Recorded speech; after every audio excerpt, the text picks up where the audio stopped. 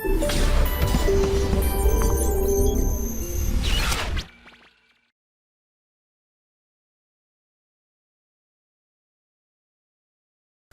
बच्चों, और बेटा लोग कैसे हो? पढ़ाई लिखाई बढ़िया चल रही है? चलो तो स्टार्ट करते हैं अगला जो है लेक्चर थर्मोडायनेमिक्स का। तो अपन लोग स्टार्ट करते हैं पॉलीट्रॉपिक प्रोसेस से। Polytropic process.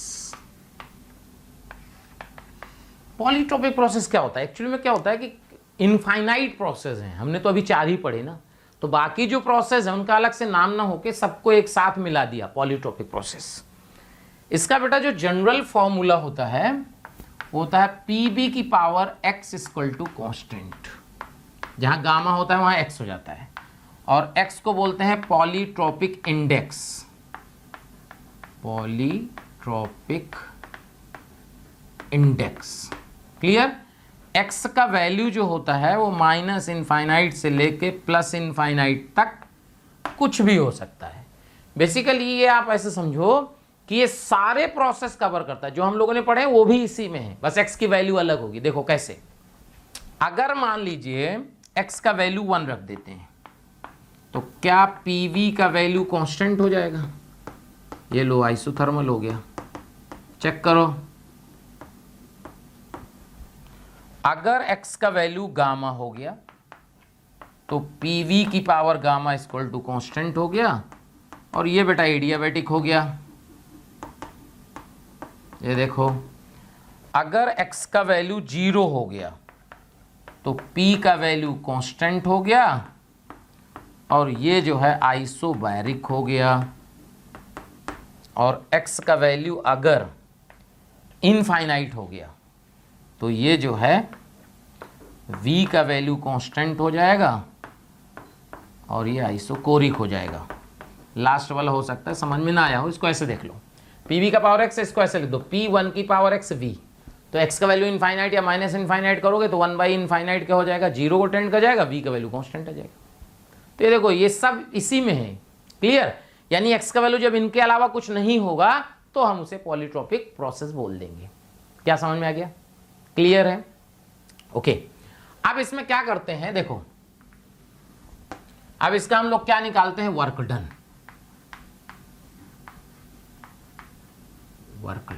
वर्क डन की अगर बात करें कि पॉलीट्रॉपिक प्रोसेस के यार वर्क डन कैसे होगा, तो सिंपल, अगर आपको याद हो कि पीवी का power gamma equal to constant में हमने वर्क डन निकाला था P2 V2 minus P1 V1 by gamma minus 1, x रख दो, काम खत्म। तो वर्क डन हो जाएगा this is equal to P2 V2 minus P1 V1 by gamma minus 1 की जगह क्या लिख दो? x minus 1। बहुत दिमाग नहीं लगाना, लो खत्म, आंसर आ गया। कोई डेरिवेशन नहीं, कुछ नहीं, ठीक है? वर्क डन समझ में आ गया। इसको आप लिख सकते हो W को, देखना P2 V2 को लिख दो nRT2 minus nRT1 by x minus 1। तो ये लिख सकते हो आप nR delta T by x minus 1 W। Check कर लो बेटा, W का वैल्यू ही आ जाएगा। ये W क्यों इस तरह लिखा गया उसका लॉजिक है, भी बताएंगे। अब इसमें जो क्वेश्चन पूछा जाता है पॉलीट्रॉपिक में, वो पूछा जाता है बेटा molar heat capacity of polytropic process. So molar heat capacity, molar heat capacity. तो मोलर हीट कैपेसिटी कैसे निकालेंगे पॉलीट्रॉपिक प्रोसेस की? तो देखिए एक बात बताइए, मोलर हीट कैपेसिटी का मतलब क्या होता है? अगर मान लीजिए जैसे पढ़े होगे कि अगर मोलर की हीट कैपेसिटी C है तो हीट कितना होता है? NCM dt, NCM delta T, clear? तो देखिए कैसे निकालते हैं, समझिए। From first law of thermodynamics अपने को पता है डेल U का वैल्यू Q प्लस W होता है। फॉर आइडियल गैस की बात कर रहे हैं केवल हम, फॉर आइडियल गैस, और किसी के लिए नहीं। डेल U को लिखोगे NCV डेल्टा T, Q को लिख सकते हैं आप, अगर मोलर हीट कैपेसिटी NCM है, अगर मोलर हीट कैपेसिटी CM है तो Q क्या हो जाएगा? NCM डेल्टा T, और W अभी लिखे थे देखो NR delta T by x minus 1। वैसे तो इसका देखे होगे आप, बहुत बड़ा डेरिवेशन लोग कराते हैं, जरूरत नहीं है, ठीक है? जो काम शॉर्ट, एक बताओ, जो काम शॉर्ट में हो रहा है 2 लाइन में, उसके लिए आधा पेज क्यों भर रहे हैं भाई? ठीक है, देखो डेल्टा टी एन सब गायब, तो यहाँ बचेगा सी वी, यहाँ बचेगा देखो एन सी एम, और यहाँ बचेगा R by x minus one. तो सी एम का वैल्यू आ जाएगा सी वी, ये देखो यही तो डेरिवेशन कही हो गए, याद करो, ये लो भाई, क्लियर, समझ में आया। तो ये मोलर हीट कैपेसिटी आ गई पॉलीट्रोपिक प्रोसेस की। अब क्या होता है इसमें, एक कॉन्सेप्ट ये है कि जनरली क्या होता है कि जैसे मान लो कोई सिस्टम है ना, अगर वो हीट एब्जॉर्ब करता है तो टेम्परेचर बढ़ता है घटता है, एकदम से अंदर से आवाज आएगी अरे हीट एब्जॉर्ब करेगा तो टेम्परेचर बढ़ेगा, ऐसा जरूरी नहीं है, ठीक है। देखो जो आप लोग पढ़े हो तो पढ़े ही हो, जो नहीं पढ़े उसी की कोशिश करूंगा कि वो जो एग्जाम में आए अगर तो आपको फायदा हो जाए। तो देखो Q का वैल्यू होता है NCM delta T, if Q greater than zero यानी हीट एब्जॉर्ब कर रहा है तो delta T greater than zero होगा only when CM greater than zero. ये देखो अगर CM ग्रेटर देन जीरो है तो जो Q एब्जॉर्ब करेगा तो टेम्परेचर बढ़ेगा, लेकिन अगर CM क्या है, मोलर हीट कैपेसिटी, अगर CM लेस देन जीरो हुआ तो Q greater than zero but delta T less than zero, this means temperature घट जाएगा, यानी सिस्टम हीट एब्जॉर्ब करेगा और टेम्परेचर घट जाएगा। बहुत बढ़िया कॉन्सेप्ट है, ध्यान रखना। देख लो अभी बोले CM निगेटिव कब होगा, देखो CM निगेटिव कब होगा, इफ जो x की वैल्यू है वो 1 से बड़ी हो और गामा से छोटी हो। If x less greater than 1 less than gamma, then CM का वैल्यू निगेटिव होगा, ध्यान रखना। ये देखो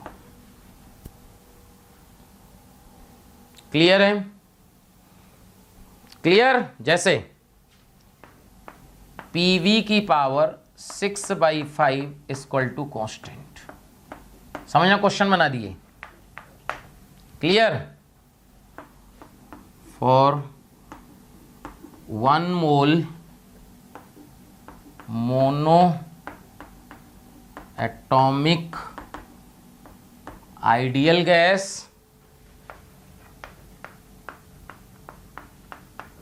select the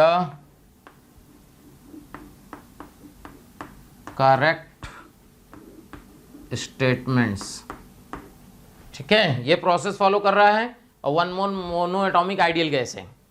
A part, if Q greater than zero then T बढ़ेगा। B part, if Q less than zero then T घटेगा। C part, if Q greater than zero then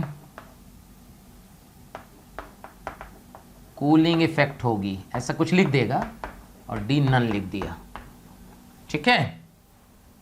ऐसे रफली क्वेश्चन अपन ने बना दिया, और जो जब एग्जाम में आएगा तो बढ़िया लैंग्वेज लिखेगा। अब देखो यहां पे x का वैल्यू है 6/5, ठीक है बेटा। अगर हम इसका CM निकालें, CM क्या होता है, CV/R/1 - x। अच्छा मोनोएटॉमिक गैस है, CV का वैल्यू होगा 3/2R, R/1 - 6/5, 3/2R plus 5R - 5R हो गया ना, देखो। तो यहां से हो गया -7/2R, चेक करो। यानी इस केस में CM का वैल्यू क्या आ रहा है, निगेटिव। ये देखो अगर CM का वैल्यू निगेटिव आ रहा है तो Q जो लिखिएगा वो NCM डेल्टा T। देखो Q ग्रेटर देन जीरो और CM निगेटिव, तो डेल्टा T को निगेटिव होना पड़ेगा, यानी टेम्परेचर घट जाएगा। यानी Q जब सिस्टम हीट एब्जॉर्ब करेगा तो टेम्परेचर कम हो जाएगा, यानी कि ये आएगा Q greater than zero, cooling effect. Cooling effect का मतलब क्या होता है, टेम्परेचर कम हो जाना। क्या समझ में आया? इस तरह का क्वेश्चन भी आ सकता है पॉलीट्रोपिक प्रोसेस से, ठीक है बेटा। क्या भाई कहानी समझ में आई? पक्का? देख लीजिए अब इसमें जो है और देखो क्वेश्चन कैसे बनते हैं।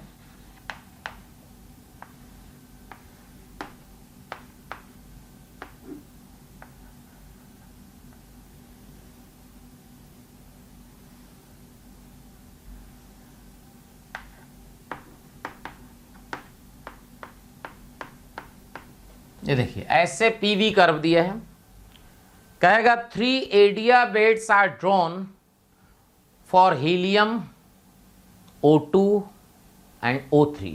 ठीक है, आइडेंटिफाई द करेक्ट स्टेटमेंट। वही OA हीलियम का होगा, O2 का होगा, ये बताना है आपको। ठीक है, अब ये देखा जाए कि यार ये कैसे बताया जाए, ये कैसे पता चलेगा। बात ये है कैसे पता चलेगा, इसके बहुत सारे मेथड होते हैं, कुछ आपको ही पता होगा।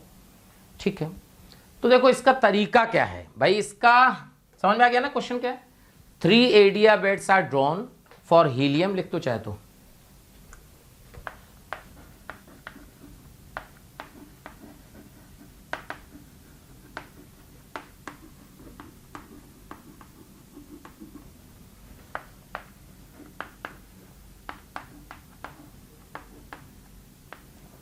हीलियम O2 एंड O3, एक मोनोएटॉमिक है, एक डाइएटॉमिक है, एक ट्राइएटॉमिक है। ठीक है, और आपको बताना वही करेक्ट द सिलेक्ट स्टेटमेंट क्या होगा, OA फॉर हीलियम, OB इस तरह लिखा होगा। ठीक है, सो जो है अब आपको इसमें कैसे बताया जाए ये समझना है। ठीक है, बताओ भाई कैसे बताओगे। देखो जो आपको मेथड आता है वो तो ठीक है, वो तो आता ही है, तो कोई दिक्कत नहीं है। इसमें क्या करते हैं कि जैसे जैसे ये देखो यहां पे एक हॉरिजॉन्टल लाइन, एक वर्टिकल लाइन, तो जिसकी तरफ कर्व झुका हो, जैसे यहां पे देखोगे आप किसकी तरफ झुका है, वाई एक्सिस की तरफ, देखो, तो उससे एक पैरेलल लाइन खींच दो। ठीक है, यानी अपन ने क्या किया, इसकी ऐसा इधर पैरेलल लाइन खींच दी है। क्लियर है, जिसकी तरफ जा रहा हो कर्व वैसे घूम रहा है ना, तो आप पैरेलल लाइन खींच दो। और ये पैरेलल लाइन क्या है बेटा, P इक्वल टू कांस्टेंट की है, P इक्वल टू कांस्टेंट। ठीक है, अच्छा अगर P इक्वल टू कांस्टेंट की है, समझना ध्यान से। अच्छा P इक्वल टू कांस्टेंट कब होता है, जब x का वैल्यू इन कितना होता है, PV का पावर x, तो x का वैल्यू 0 होता है भाई। PV अगर जनरल कंपेयर कर रहे हैं अपन, ये पॉलीट्रॉपिक प्रोसेस है, कांस्टेंट है। अगर अपने को देखो, अगर अपने को क्या करना है कि यहां x का वैल्यू हम 0 पुट कर दें तो P का वैल्यू कांस्टेंट आ जाएगा, और ये P कांस्टेंट है। यानी जैसे ये कर्व ऊपर जा रहा है, क्या यहां गामा जो है घटना चाहिए। चेक करो, गामा क्या होना चाहिए, घटना चाहिए। एक बार चेक कर लेना, शॉर्ट ट्रिक है, सीधे आंसर आ जाता है। गामा घटना चाहिए। गामा घटना क्यों चाहिए, क्योंकि यार गामा का वैल्यू तो 0 की तरफ जा रहा है, 0 तो मतलब घटना है, बट होता थोड़ी ना है 0। इसका मतलब ये हुआ कि देखो गामा और F यानी डिग्री ऑफ फ्रीडम इनवर्सली होते हैं, तो डिग्री ऑफ फ्रीडम जिसका ज्यादा है उसका गामा कम है, और डिग्री ऑफ फ्रीडम किसका ज्यादा है, ट्राइएटॉमिक का। यानी जो OA होगा, चेक करो, OA होगा O3 का, OB होगा O2 का, और OC होगा हीलियम का। ये देखो, अब आप कैसे निकालते हो आप देख लेना। क्लियर, समझ में आया। देख लो, स्लोप से भी निकाल सकते हो आप क्या निकाल सकते हो, स्लोप से निकाल सकते हो। क्लियर, उससे भी कर सकते हो। क्या कहानी क्लियर। अच्छा अब देखो इसमें क्या है कि ये तो सबको पता था, ये तो PV वाला तो पता है। अब अगर कर्व PT का आ जाए, समझो ध्यान से, वही क्वेश्चन है, 3 एडियाबेट्स आर ड्रॉन। ठीक है, क्लियर। तो अगर 3 एडियाबेट्स ड्रॉ किए गए, P की तरफ याद करो कैसे कर्व आता था,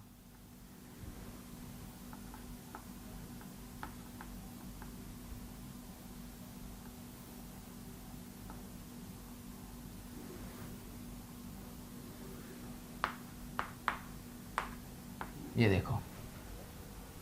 क्लियर, अब आपको बताना है कि ये किसका कर्व है। चेक करो, उसमें तो आपने स्लोप से बता दिया, इसमें स्लोप से नहीं बता पाइएगा, क्योंकि इसका जो फॉर्मूला होता है P1 माइनस गामा टी की power gamma equal to constant. देख लो, क्लियर। और इसका जो स्लोप होगा ना, स्लोप होगा minus gamma by 1 minus gamma P by T. Check करो, निकाल के देखोगे DP by D T, DP by D T. ठीक है। सो अब देखो तो अगर अपने पास तरीका है, तरीका क्या है, ये किसकी तरफ झुक रहा है, ऐसे झुक रहा है तो उसके पैरेलल लाइन खींचना है, यानी कि जिसकी तरफ झुक रहा है वो लाइन खींच दो। ये देखो, अब आप ऐसे खींचोगे तो इधर थोड़ी ना झुक रहा है। देखो कर्व का जो डायरेक्शन है वो ऐसे है, तो आप एक लाइन ऐसे खींच दो, उस लाइन को भिड़ाना है आपको। अब ये जो लाइन है ये बेटा t का वैल्यू कांस्टेंट की तरफ है, t का वैल्यू कांस्टेंट। चेक करो, अगर t का वैल्यू कांस्टेंट है तो t का वैल्यू कांस्टेंट कब होता है, जब x का वैल्यू 1 होता है, x का वैल्यू 1 होता है, यानी ये कर्व 1 की तरफ टेंड कर रहा है। लेकिन गामा का वैल्यू तो बेटा हमेशा ग्रेटर देन 1 होता है, तो इसका मतलब जो 1 से दूर है उसका गामा सबसे ज्यादा है, यानी गामा OC सबसे ज्यादा, gamma OB then gamma OA, क्योंकि जितना पास होगा उसका गामा 1 की तरफ होगा। 1 की तरफ होने का मतलब कम है। चेक करो, तो इसका मतलब ये हुआ कि OC का गामा सबसे ज्यादा है, यानी डिग्री ऑफ फ्रीडम सबसे कम होगी। तो ये OC जो हो गया ये हीलियम का हो गया, OB जो हुआ ये O2 का हो गया, और OA बेटा O3 का हो गया। ऐसे कर सकते हैं आप, तरीके हैं, आप देख लो। आपको अगर समझ में आ गया हो तो बहुत बढ़िया, नहीं तो स्लोप से तो अपन कर ही सकते हैं। क्या भाई, स्लोप से कर सकते हैं ना, देख लो। स्लोप से कैसे करेंगे, स्लोप से बता देते हैं। देखो इसका स्लोप है, इसको आप लिख सकते हो gamma by gamma minus 1 P by T. देखो इस पॉइंट पे अगर आप स्लोप देखोगे, इस पर्टिकुलर पॉइंट पे, तो आपको स्लोप किसका ज्यादा नजर आएगा, OA का। चेक करो, टेंजेंट बनाओ, ये देखो ये कम हो जाएगा, OC का सबसे कम होगा, OA का सबसे ज्यादा होगा। हाँ ठीक है, तो स्लोप आप देखोगे, slope of OA greater than OB greater than OC। Check कर लो, स्लोप का मतलब टेंजेंट ड्रॉ कर लो, एंगल देख लो। अच्छा अब देखो क्या करना है कि आप ये देखना है कि स्लोप तो आ गया, अब ये P बाई टी तो सबके लिए सेम है, तो स्लोप डायरेक्टली प्रोपोर्शनल टू जो है, slope directly proportional to gamma by gamma minus 1। अच्छा गामा बाई गामा माइनस 1 के डायरेक्टली है, बट गामा से कैसे है ये अपने को पता करना है। अगर अपने को ये देखना है कि गामा से कैसे रिलेट करें, तो देखो ध्यान सुनिएगा, तो जो स्लोप है इसको लिखिए आप 1 by 1 minus 1 by gamma. Check करो, इसका मतलब क्या हुआ, गामा से डिवाइड कर दिए।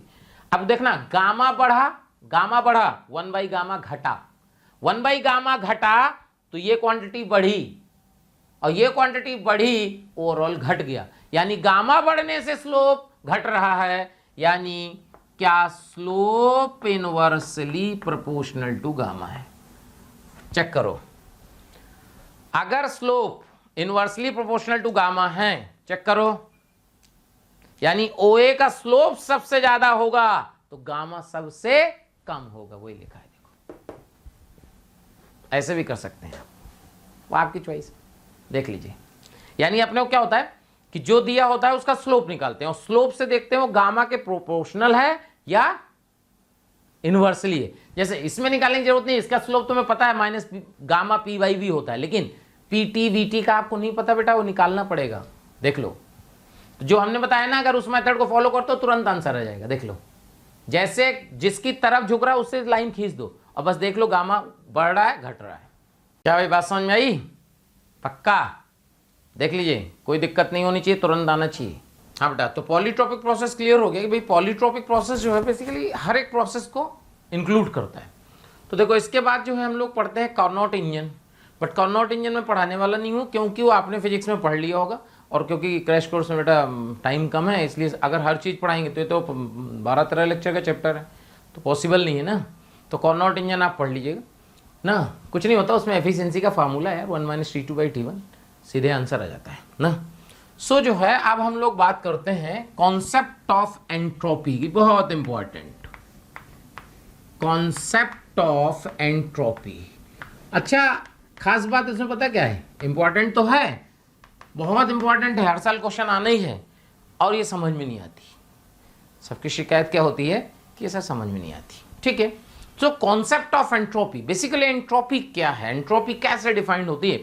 Entropy is a measurement of randomness और डिसऑर्डरनेस। बेसिकली एंट्रोपी क्या है, ये जैसे एक होता है ना कि भाई सिस्टमैटिक है, यानी रैंडमनेस कम है। ठीक है, तो रैंडमनेस या डिसऑर्डरनेस मेजर करने का तरीका है एंट्रोपी। क्लियर है बेटा, क्या बात समझ में आ रही है? Clear. Entropy is a state function, entropy is a state function. ठीक है भाई, ये स्टेट फंक्शन है। मतलब क्या होता है स्टेट फंक्शन का, कि पाथ अलग अलग हो और इनिशियल फाइनल पोजीशन सेम हो, तो वैल्यू जो उसका डेल होगा यानी del S, change in entropy, क्या आएगा बेटा, सेम आएगा। क्या कहानी क्लियर हो रही है? तो ये बात समझ में आई कि ये है। अब देखो, अगर अपन ने कहा कि entropy is a direct measurement of randomness और डिसऑर्डरनेस, तो इससे सीधे ये समझ में आया कि जो एंट्रोपी होगी वो सबसे ज्यादा बेटा गैस की होगी, फिर लिक्विड की होगी, और सॉलिड में दो हैं, एमॉर्फस सॉलिड और क्रिस्टलाइन सॉलिड। तो इसके बाद जो आप बात करोगे वो एमॉर्फस सॉलिड की ज्यादा होगी और सबसे कम होगी क्रिस्टलाइन सॉलिड की। ऐसा क्यों? क्योंकि क्रिस्टलाइन सॉलिड जो होते हैं, याद करो, सिस्टमैटिक होते हैं, वेल अरेंज्ड होते हैं, इसलिए उनकी जो रैंडमनेस है वो क्या हो जाती है, कम हो जाती है। क्या ये बात समझ में आ रही है? एक तो ये बात समझ में आई। दूसरा जो है, कुछ इंपॉर्टेंट पॉइंट है एक दो, उनकी बात करते हैं फिर आगे बढ़ते हैं। दूसरा पॉइंट है कि जो एंट्रोपी है वो कॉम्प्लेक्सिटी पे भी डिपेंड करती है। Entropy also depends, entropy also depends on the complexity of the molecule। अब इसका क्या मतलब है ये समझिए। यहां अपने कॉम्प्लेक्सिटी का अपने को केवल मतलब क्या समझना है, नंबर ऑफ बॉन्ड्स, खत्म। जिनमें बॉन्ड ज्यादा हो उनमें वाइब्रेशन क्या होगा बेटा, ज्यादा होंगे, रैंडमनेस ज्यादा होगा। जैसे H2 और H डॉट में एंट्रोपी कंपेयर करोगे तो H2 की ज्यादा आएगी। C2H6 और C2H5 में कंपेयर करोगे तो C2H6 की ज्यादा आएगी। N2O4 और NO2 में कंपेयर करोगे तो N2O4 की ज्यादा आएगी। लेकिन अगर 2H डॉट और H2 की कंपेयर करें, यहां पे हमने क्या किया, मोल बढ़ा दिए। H डॉट का 2 मोल है, H2 का 1 मोल है, तो फिर मोल डोमिनेट करेगा, ध्यान रखना। यानी अगर NO2 के 2 मोल कर दें और यहां N2O4 कर दें तो ये हो जाएगा। क्या ये बात समझ में आ रही? छोटी सी चीज है लेकिन ध्यान रखना कि भाई ऐसे होता है। ठीक है, तो ये जो है एंट्रोपी समझ में आया कैसे हुआ। अब अगला क्या है, ध्यान सुनना।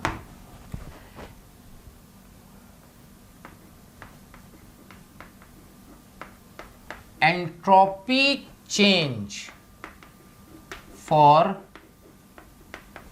रिवर्सिबल प्रोसेस यानी DS equal to integral DS equal to DQ reversible by T होता है इंटीग्रल।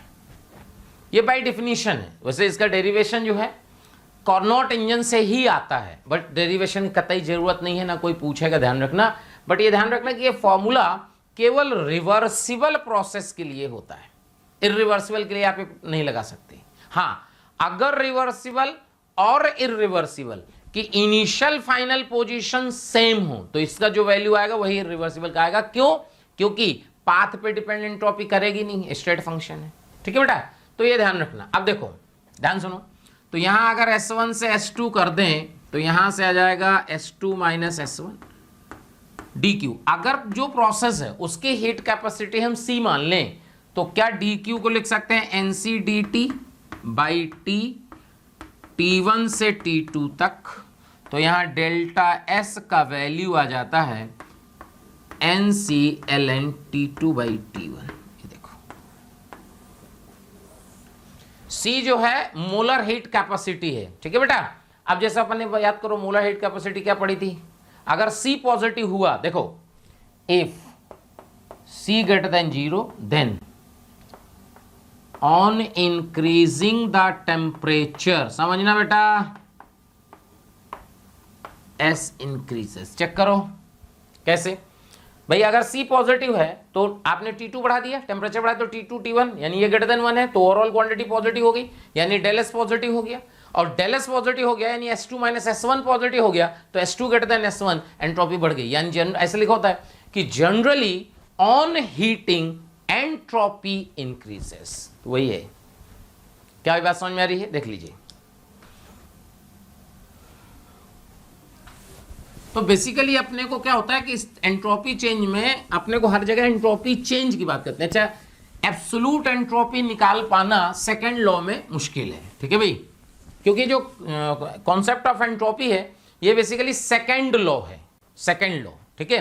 अच्छा, सेकंड लॉ की अगर थोड़ी सी बात कर ले, वैसे तो पढ़ लेना, सेकंड लॉ कुछ नहीं, दो डिफिनेशन है। सेकंड लॉ में ये बोलता है कि किसी भी प्रोसेस की एफिशिएंसी 100% नहीं हो सकती, बस, ठीक है। केल्विन प्लैंक से स्टेटमेंट, क्लासियस स्टेटमेंट एनसीईआरटी में देख लेना, मिल जाएंगे, जरूरत उनकी बहुत कुछ होती नहीं है, लेकिन एक बार पढ़ लेना, ठीक है। तो ये समझ में आ रहा है कि भाई ये अब जनरल प्रोसेस आ गया कि भाई ऐसे निकाल सकते हैं। अगर सी निगेटिव हो जाए, सोचो if C negative then on increasing the temperature S decreases. ये देखो, चेक कर लो, क्लियर है बेटा? क्या बात क्लियर हो रही है? ठीक है। तो ये सी पे बहुत कुछ, सी पे डिपेंडेंसी आ जाती है अगर टेम्परेचर का ही रोल हो, ठीक। यहां तक बात समझ में आई। अब ध्यान सुनो, अब अपन बात करते हैं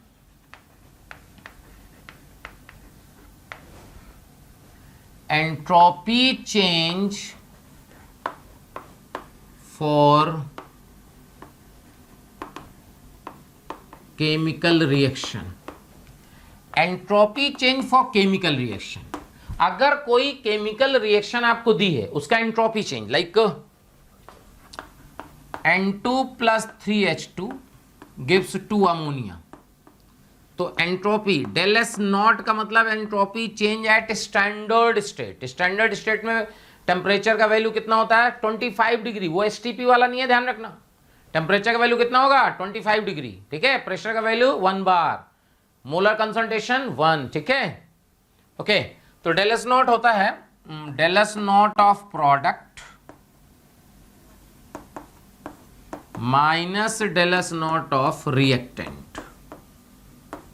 क्लियर? इसका मतलब समझिए 2 times del S not of ammonia, क्योंकि अमोनिया के 2 मोल हैं, minus del S not of N2 minus 3 times del S not of H2। ये देखिए बेटा, क्या आप ऐसे निकाल लेंगे? किसी भी केमिकल रिएक्शन का डेल एस नॉट आप ऐसे निकाल सकते हैं। क्लियर है? देखिए देखिए, अब हम लोग बात करेंगे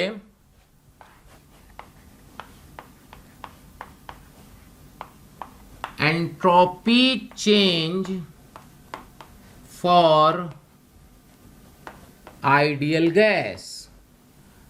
entropy change for ideal gas, अगर अपन बेटा बात करें entropy change for ideal gas कि आइडियल गैस का एंट्रोपी चेंज क्या होगा, तो देखो सिंपल सा तरीका है। अगर अपने को एंट्रोपी चेंज निकालना है कि भाई एंट्रोपी चेंज क्या होगा, तो देखो from first law of thermodynamics we can write from फ्लॉट du का वैल्यू होता है dq प्लस dw। क्या भाई? अच्छा, अभी तो पढ़े थे ds का वैल्यू dq/t, तो dq का वैल्यू क्या हो जाएगा? tds, और du हो गया ncv/dt आइडियल गैस के लिए, ये हो गया tds, dw हो गया माइनस pdv। बोलो, तो यहां से tds का वैल्यू आ जाएगा ncv/dt प्लस pdv। देखो बेटा, तो ds का वैल्यू आ जाएगा ncv/dt प्लस p/t/dv। चेक करो बेटा, सो ds का वैल्यू आ जाएगा ncv/dt/t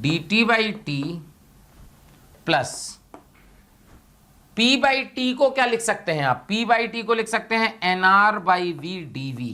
चेक करो, अब इधर इंटीग्रेट कर दें अगर पूरे को, तो S1 से S2 तक, T1 से T2 तक, V1 से V2 तक, तो यहां से बेटा देखो डेल एस का वैल्यू आएगा NCV ln T2 by T1 plus NR ln V2 by V1। Check कर लो, चेक कर लो।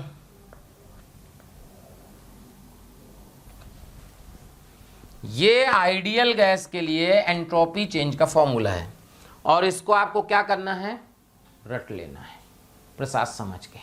देख लीजिए, इसी को एक फॉर्मूला और बनाते हैं इसी से।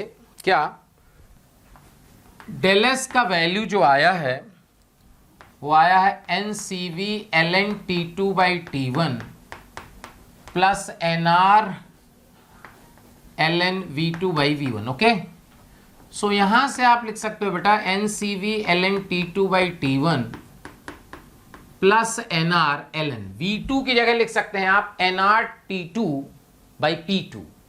V2 की जगह क्या लिख सकते हैं, NR T2 बाई P2, इधर NR T1 by P1। Check कर लो, ठीक है। तो यहां से NCV ln T2 by T1 plus NR ln यहां से आ जाएगा कितना भाई, T2 by T1 plus NR ln P1 by P2। Check कर लेना भाई, गड़बड़ मत करना। अगर इन दोनों को मिला दें तो अंदर आ जाएगा CV प्लस R, तो हो जाता है CP। तो डेल्टा S का value NCP ln T2 by T1 plus NR ln P1 by P2। ये देखो, अब इसमें कंफ्यूजन नहीं होना चाहिए कि ये फॉर्मूला लगाना है। ये वो तो डिपेंड करता है बेटा कि B1 V2 दिया है तो CV वाला लगा दो, और P1 P2 दिया है तो CP वाला लगा दो। ये आइडियल गैस के लिए डेल एस है। अच्छा ध्यान सुनना, ये आइडियल गैस का डेल एस है तो हर एक प्रोसेस के लिए वैलिड है। देख लीजिए, क्या भी बात समझ में आई, कहानी क्लियर, देख लीजिए। अब देखिए आगे बढ़ते हैं, entropy change for reversible phase transition.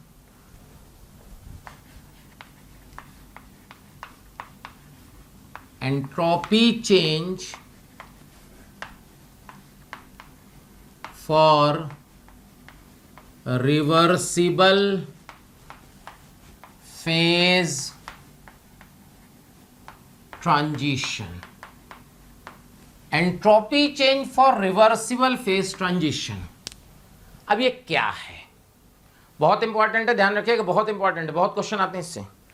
सो अगर अपन बात करें कि entropy change for reversible phase transition का क्या मतलब है, तो देखो पहले समझो, वाटर लिक्विड जब वाटर गैस में जाता है तो ये फेज ट्रांजिशन है, नो डाउट।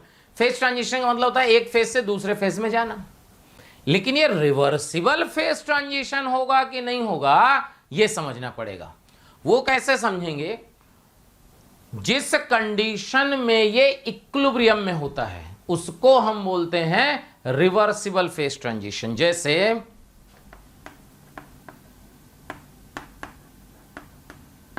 ये देखो, अगर आपके पास ये कंडीशन लिखी हुई है तो ये रिवर्सिबल फेज ट्रांजिशन है। जैसे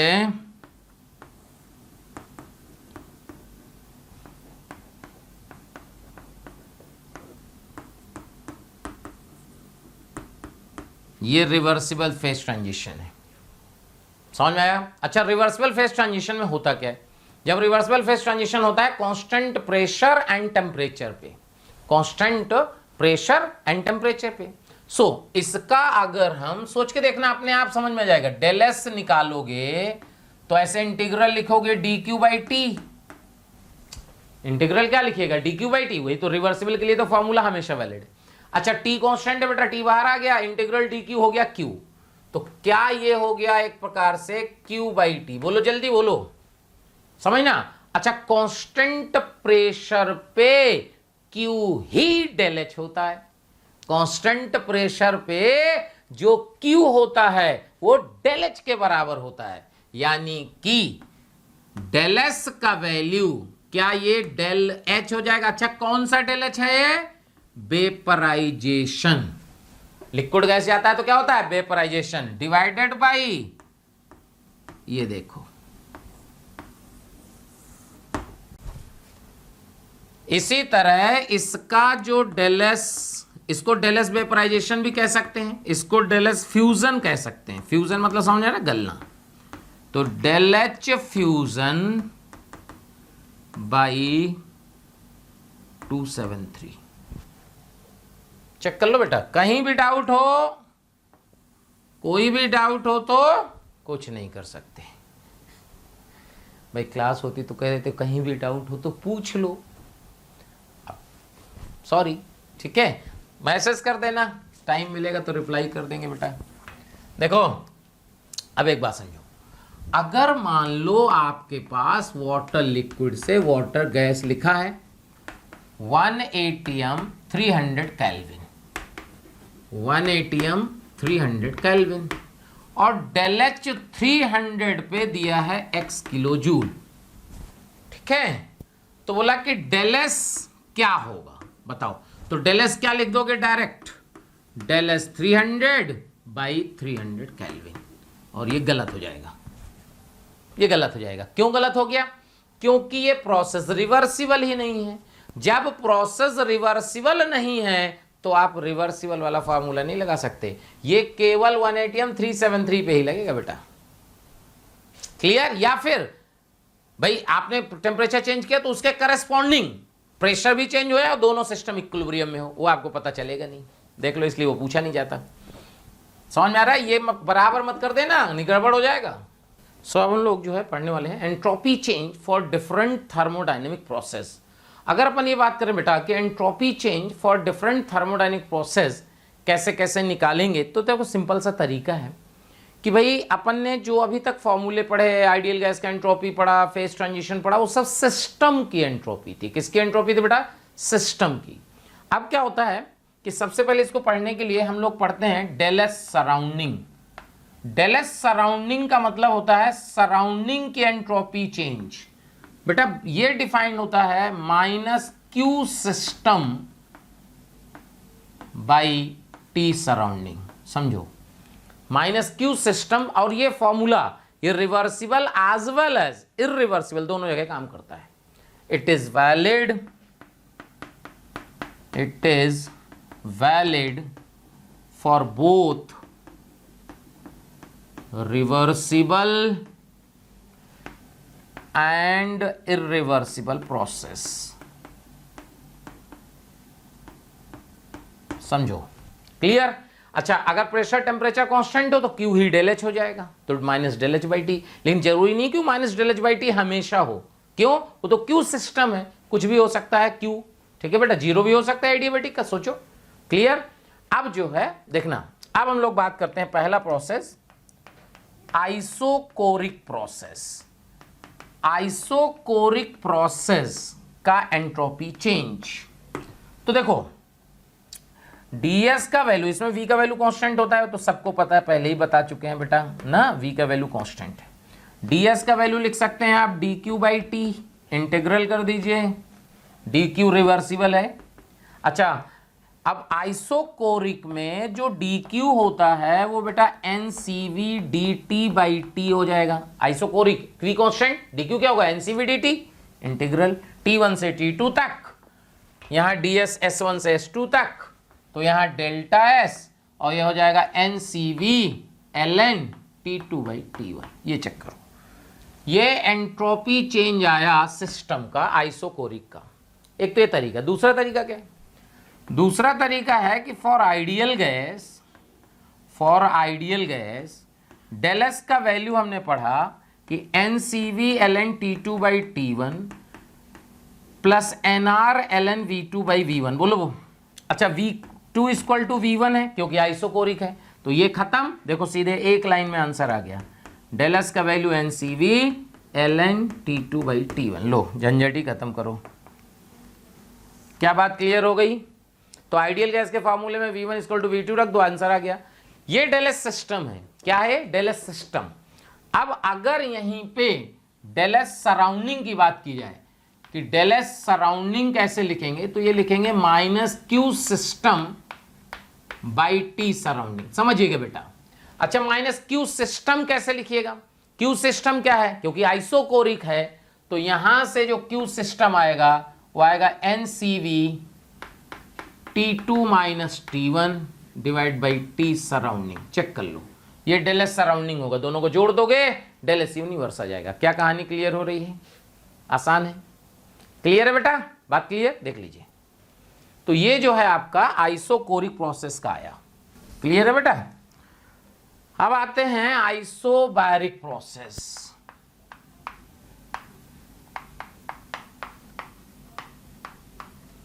आइसोबैरिक प्रोसेस में del S system, ideal gas के फॉर्मूले से अगर देखें, एक फॉर्मूला आपको ये बताया गया था,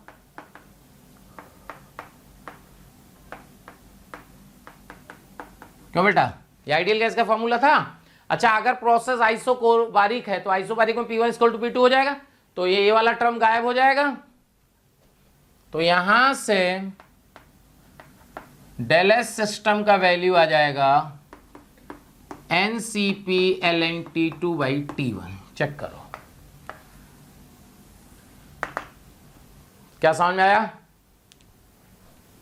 अब अगर हम डेल एस सराउंडिंग की बात करें कि डेल एस सराउंडिंग, तो डेल एस सराउंडिंग क्या होगा समझो, minus Q system by T surrounding. अच्छा, आइसोबैरिक में क्यू सिस्टम क्या हो जाता है, डेल एच, तो आप इसको लिख सकते हो minus del H by T. Del H क्या होता है, NCP T2 minus T1 by T surrounding. T surrounding constant होगा और T2 T1 गैस का टेम्परेचर होगा, ध्यान रखना। क्या डेल एच सराउंडिंग क्लियर हो गया? यूनिवर्स का क्या कर लोगे बेटा, दोनों को ऐड कर लेना। ये देखिए, ये आपको जो है आइसोबारिक और आइसोकोरिक की कहानी क्लियर हुई। ठीक है बेटा? अब हम लोग बात करते हैं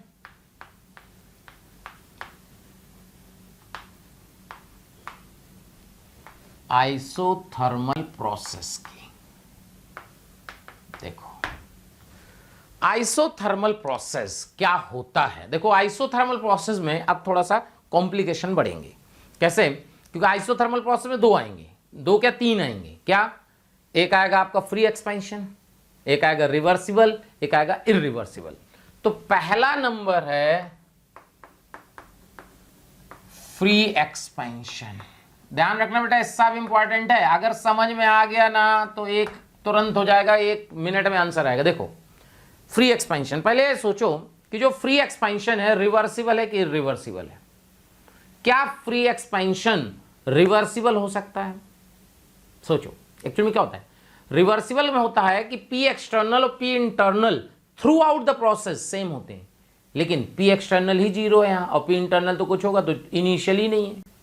इसका मतलब ये कभी भी रिवर्सिबल नहीं होगा, it is a irreversible process. लेकिन अगर आइडियल गैस है, कंटेनर के अंदर आइडियल गैस है और बिगिनिंग की पोजीशन और लास्ट की पोजीशन रिवर्सिबल और इरिवर्सिबल की सेम है, रिवर्सिबल की और इरिवर्सिबल की initial and final position same है, तो हमें क्या करना है, हमें इरिवर्सिबल का अगर एंट्रोपी चेंज निकालना है तो हम रिवर्सिबल का निकाल लेंगे और उसको उसके बराबर कर देंगे। बोले ऐसे क्यों? क्योंकि entropy is a state function. अगर एंट्रोपी स्टेट फंक्शन है तो आप किसी रास्ते से जाओ, डेल एस सेम आएगा। यानी हम एक रिवर्सिबल से जा रहे हैं, एक इरिवर्सिबल जा रहे हैं, इनिशियल फाइनल सेम है, तो हम तो रिवर्सिबल का निकाल लेंगे और कह देंगे बेटा इसका भी बराबर ही होगा। क्यों? क्योंकि इनिशियल फाइनल सेम है, पाथ पे डिपेंडेंसी होती नहीं, किसी भी पाथ से जाओ डेल एस का वैल्यू सेम आएगा। तो इसमें भी आइडियल गैस का फॉर्मूला लगा दो। हम मानेंगे कि इनिशियल फाइनल सेम है अगर, तो आइडियल गैस का फॉर्मूला तो ऑलवेज वैलिड है, बस इनिशियल फाइनल सेम होना चाहिए। तो क्या डेल एस सिस्टम जो होगा, समझना बेटा, डेल एस सिस्टम, क्योंकि फ्री एक्सपेंशन आइसोथर्मल है, T1 T2 कांस्टेंट है, तो यहां से क्या हो जाएगा, NCP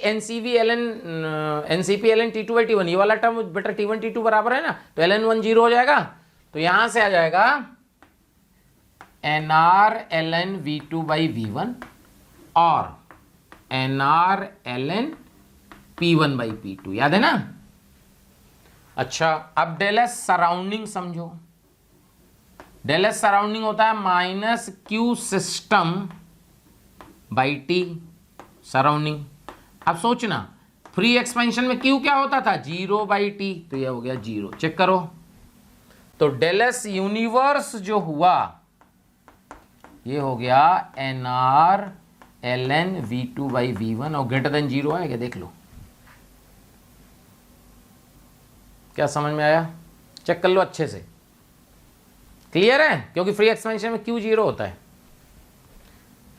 अब आया आपका रिवर्सिबल, दूसरा नंबर होगा रिवर्सिबल आइसोथर्मल प्रोसेस। सो रिवर्सिबल आइसोथर्मल प्रोसेस, देखो अगर रिवर्सिबल है तो क्या डेल एस सिस्टम का वैल्यू लिख सकते हैं आप, क्या, integral D Q reversible by T, याद आया? अच्छा, डी क्यू, टी तो कांस्टेंट है तो 1/t हो गया। डी क्यू को क्या लिख सकते हैं आप, याद करो, डी क्यू, क्या भाई, जल्दी बताओ, डी क्यू को क्या लिख सकते हैं? डी क्यू को आप ऐसे कुछ भी नहीं लिख सकते। डी क्यू को आप ऐसे सोचो कि डी क्यू को जैसे D U equal to D Q plus D W. अच्छा, डी यू तो एनसीवीडीटी है तो डी यू 0 है, तो डी क्यू को लिख सकते हैं माइनस डी डब्ल्यू। चेक करो, डी क्यू को लिख सकते हैं माइनस डी डब्ल्यू। चेक करो जल्दी से, समझ में आया कि नहीं? यहां लिख देते हैं D U equal to D Q plus D W and D U equal to N C V D T, तो ये आ गया 0। ये 0 आ गया तो डी क्यू का वैल्यू माइनस डी डब्ल्यू। अच्छा, डी डब्ल्यू यानी W reversible by T. Check करो, अच्छा डब्ल्यू रिवर्सिबल का वैल्यू होता था minus NRT ln V2/V1। Check करो बाई टी, तो क्या डेल एस सिस्टम ये आ गया माइनस, समझ आ रहा, माइनस पावर लगा था ना बेटा, प्लस हो गया, तो ये हो गया आपका NR ln V2/V1 और NR ln P1/P2। ये देखो क्या वो पहले जैसा आ गया? देखो क्यों नहीं आएगा, क्योंकि अगर इनिशियल फाइनल पोजीशन सेम है तो आप किसी रास्ते से जाओ, रिवर्सिबल जाओ, इरिवर्सिबल जाओ, घूम के जाओ, पैदल जाओ, मोटरसाइकिल जाओ, ऑडी से जाओ, जो जिसके पास होगी, ठीक है, तो कैसे भी जाओ कोई फर्क नहीं पड़ता। इनिशियल फाइनल पोजीशन अगर सेम है तो चेंज इन एंट्रोपी सेम होगा। This is the definition of state function. Clear है बेटा? देख लीजिए। अच्छा, डेल एस सराउंडिंग देखो, ये बहुत इंपॉर्टेंट है। आइसोथर्मल का डेल एस सराउंडिंग बहुत पूछा जाता है। यहां लिखिएगा माइनस, क्या लिखिएगा, Q system by T surrounding. Check करो, अच्छा क्यू सिस्टम क्या लिखिएगा, minus W reversible by T. बोले क्यू सिस्टम को माइनस डब्ल्यू, एक मिनट, हाँ रिवर्सिबल पढ़ रहे हैं ना, हाँ डब्ल्यू रिवर्सिबल बाई टी, ये क्यों लिख दिया, समझ में आया भाई? डी यू तो 0 ही है ना, तो डी यू 0 तो डब्ल्यू जो क्यू होगा वो माइनस डब्ल्यू के बराबर होगा। अब देखो, तो डेल एस सराउंडिंग जो होगा वो माइनस डब्ल्यू रिवर्सिबल क्या था, minus NRT ln V2/V1 by T, this is equal to minus NR ln V2/V1। ये देखो, तो डेल एस यूनिवर्स जो होगा वो हो जाएगा 0। समझ में आया 0 क्यों? क्योंकि जितना सिस्टम का है उतना सराउंडिंग का। ऐसे बोले ऐसे कैसे हो गया? क्योंकि ये रिवर्सिबल है, तो रिवर्सिबल है तो RFRB जैसे बराबर होता है रिएक्शन में, तो जितना सिस्टम का घटेगा उतना ही सराउंडिंग का बढ़ेगा, तो यूनिवर्स का एंट्रोपी हमेशा रिवर्सिबल प्रोसेस का क्या होगा बेटा, 0 होगा। देख लो। अब तीसरा प्रोसेस आता है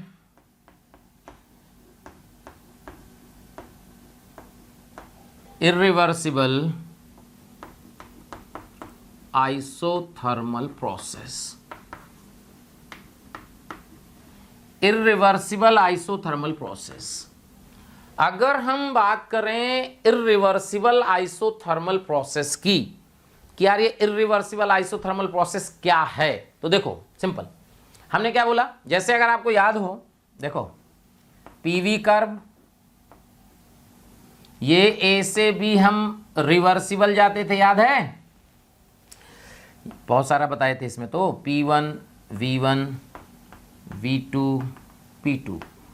तो क्या हम यहां से यहां तक रिवर्सिबल जाते थे, और अगर ए से बी तक ही इरिवर्सिबल जाएं, तो क्या रिवर्सिबल और इरिवर्सिबल की इनिशियल फाइनल पोजीशन सेम है? तो इसका मतलब एंट्रोपी सेम होगी सिस्टम की। चेक करो, ध्यान रखना बस, डेल एस इरिवर्सिबल को आप इंटीग्रल, ये लिखना गलत है, वो बाई चांस आ जाए वो अलग बात है, बट लिखना गलत है क्योंकि ये फॉर्मूला इरिवर्सिबल में लगता ही नहीं है। तो यहां से आप ध्यान रखना है कि डेल एस अपन क्या लिखेंगे इसमें, del S irreversible is equal to del S reversible, this is equal to N R L N V2 by V1 या P1 बाई P2 कर सकते हैं। पहले बताओ ये दोनों बराबर हो गए, समझ में आया? क्योंकि because in case of isothermal irreversible process the initial position and the final position of reversible and irreversible process are same, therefore by the definition of state function del s reversible will be equal to del s irreversible। क्या भाई कहानी clear है?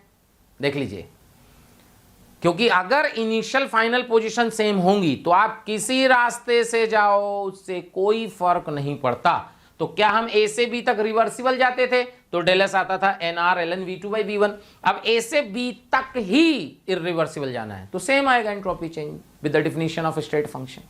क्या समझ में आया? देख लीजिए, सिस्टम की एंट्रोपी है, ध्यान रखना है, ये जो डेल एस इरिवर्सिबल आया है ये सिस्टम की एंट्रोपी है, यानी कि del S system irreversible N R L N V2 by V1।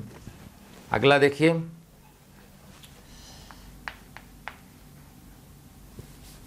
Del S surrounding पढ़ना है ना।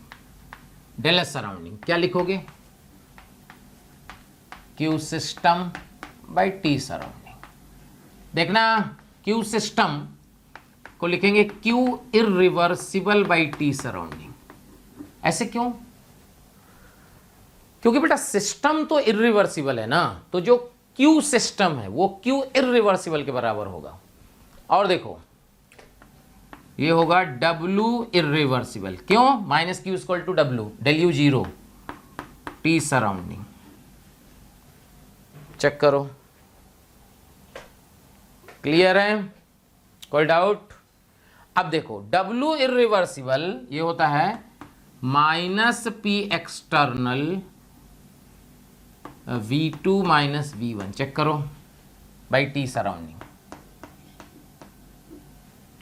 तो this is equal to minus P external, V2 की जगह लिखना nRT बाई P2, T तो कांस्टेंट है ना, nRT by P1 by T surrounding. This is equal to minus nRT P external by T surrounding 1 by P2 minus 1 by P1। ये तरीका है। अब क्या होता है, अगर कुछ नहीं लिखा है तो हम ये T और ये T सेम मान लेंगे, लेकिन अगर क्वेश्चन में लिखा है कि T सराउंडिंग ये है और सिस्टम का T है, वैसे जनरली आइसोथर्मल में T सराउंडिंग और T सेम है क्योंकि टेम्परेचर कांस्टेंट है, सेम ही रहेगा। तो अगर हम इन दोनों को सेम मान लेते तो इसको गायब कर देंगे, तो यहां से जो डेल एस सराउंडिंग आ जाएगा, ये आ जाएगा आपका minus P external into NR 1 by P2 minus 1 by P1। ये देखो,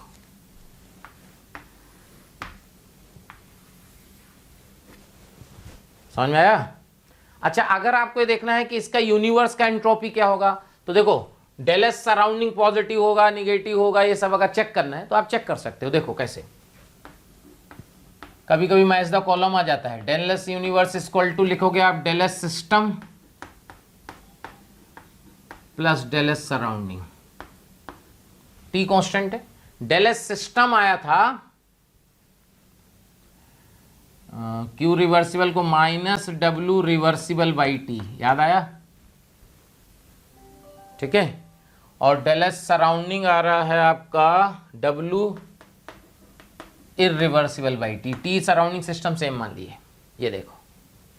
ठीक है, अब लिखेंगे, देखना, फॉर एक्सपेंशन, मान लो एक्सपेंशन हो रहा है, फॉर एक्सपेंशन याद करो, एक्सपेंशन वर्क डन निगेटिव होता है और डब्ल्यू रिवर्सिबल का मैग्नीट्यूड डब्ल्यू इरिवर्सिबल से ज़्यादा होता है, ये याद होना चाहिए।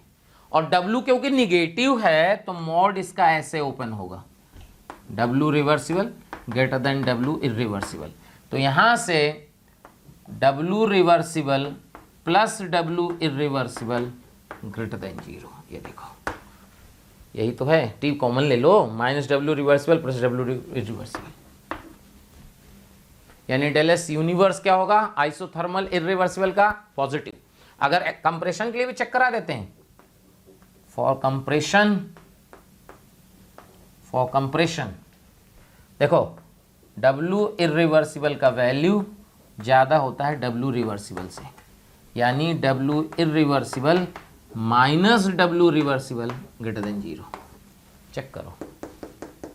यानी इसका चाहे एक्सपेंशन हो चाहे कंप्रेशन हो, डेल एस यूनिवर्स पॉजिटिव है। अब ध्यान सुनो, कोई भी इरिवर्सिबल प्रोसेस होगा, नोट कर लेना यहाँ पे, कोई भी इरिवर्सिबल प्रोसेस होगा उसका डेल एस यूनिवर्स हमेशा पॉजिटिव होगा, हमेशा। ठीक है, कोई भी इरिवर्सिबल प्रोसेस होगा उसका डेल एस यूनिवर्स हमेशा पॉजिटिव होगा। देखो एक क्वेश्चन कर लेते हैं, 1 mole of a non linear triatomic ideal gas is expanded from 16 atm to 1 atm at 300 Kelvin isothermally. Okay, find del S system, del S surrounding and del S universe under the following conditions. ठीक है, A part free expansion, B part reversible expansion, C part irreversible expansion. Clear? ये question है भाई। ठीक है, चलो कोई बात नहीं, आसान आसान होता है यार, बहुत कुछ होता नहीं है। केमिस्ट्री जो है बहुत आसान सब्जेक्ट है। देखो फ्री एक्सपेंशन, देखो एक बात समझो, डेल एस सिस्टम आइसोथर्मल का हमेशा क्या होता है, NR ln P1 by P2, चाहे वो रिवर्सिबल हो चाहे फ्री एक्सपेंशन हो चाहे रिवर्स, सबका यही होता है। ठीक है बेटा, तो n का वैल्यू 1 हो गया तो, और P1 का वैल्यू 16, तो ये हो गया R ln 16। ठीक है, पहला नंबर फ्री एक्सपेंशन लिखते हैं, फ्री एक्सपेंशन। तो फ्री एक्सपेंशन का सिस्टम ये हो गया बेटा, सराउंडिंग क्या हो जाएगा, 0। सराउंडिंग 0 क्यों, minus Q system by T surrounding, और क्यू 0 फ्री एक्सपेंशन का, दोनों को जोड़ लेंगे, यूनिवर्स का लिख लेना। दूसरा आएगा reversible process, del S system क्या आएगा बेटा, वही R ln 16, del S surrounding क्या आएगा, माइनस R ln 16, याद है ना, रिवर्सिबल में universe 0। Third irreversible, del S system same R ln 16। अब ये इंपॉर्टेंट है, डेल एस सराउंडिंग, ये लिखोगे minus Q system by T, Q system को लिखना, माइनस क्यू को लिख सकते हो W इरिवर्सिबल बाई T, क्योंकि प्रोसेस क्या है, इरिवर्सिबल। और W देखो डेल एस सराउंडिंग चल रहा है ना, ये आ गया है W minus P external into N R T, नीचे से कैंसिल, 1/P2 माइनस 1/P1, याद आ रहा है। तो P एक्सटर्नल कितना होगा सोचो, क्योंकि एक्सपेंशन हो रहा है तो बाहर वाला प्रेशर क्या होगा, कम होगा। तो P एक्सटर्नल इसमें क्या होगा बेटा, 1 इंटू R, 1/P2 कितना हो जाएगा, 1 माइनस 1/16, चेक करो। तो ये हो जाएगा माइनस R/16 इंटू 15, चेक करो। तो ये हो गया डेल एस सराउंडिंग। सिस्टम को पता है, यूनिवर्स का निकालना, ऐड कर दो दोनों को। क्लियर? देख बहुत आसान से होते हैं, अगर आ गई एंट्रोपी ना, कुछ नहीं है। ठीक है, कहानी क्लियर। अब हम लोग बात करेंगे एडियाबैटिक प्रोसेस।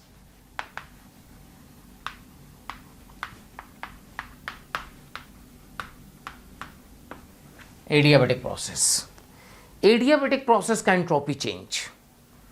सबसे पहले first free expansion. Free expansion सब कुछ वही, क्या, डेल एस सिस्टम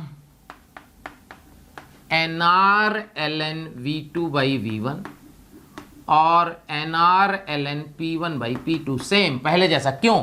फिर वही बात, इनिशियल फाइनल अगर आपके पास सेम है तो चाहे तुम एडियाबैटिकली जाओ, आइसोथर्मली जाओ, रिवर्सिबल, सब सेम आना है। स्टेट फंक्शन की डिफिनीशन, डेल एस सराउंडिंग क्या हो जाएगा, जीरो। जीरो क्यों हो गया, समझ में आया? जीरो क्यों हो गया, minus Q system by T surrounding, Q zero है। लो फ्री एक्सपेंशन दोनों जोड़ लेंगे सर, यूनिवर्स का हो जाएगा। Reversible process, reversible adiabatic. देखो डेल एस सिस्टम कैसे लिखोगे, integral D Q reversible by T, ये हो गया जीरो। जीरो क्यों सोचो, अरे क्यू रिवर्सिबल ही जीरो है भाई, एडियाबैटिक प्रोसेस है। ठीक डेल एस सराउंडिंग क्या हो जाएगा, ये भी जीरो। यूनिवर्स क्या हो गया, ये भी जीरो। ये बहुत आसान है, तीनों जीरो, रिवर्सिबल एडियाबैटिक। ठीक है, क्लियर? अच्छा एक बात और, if delta S equal to zero then process is known as isentropic। ठीक है, ध्यान से, अगर if delta h equal to zero means h equal to constant, process is known as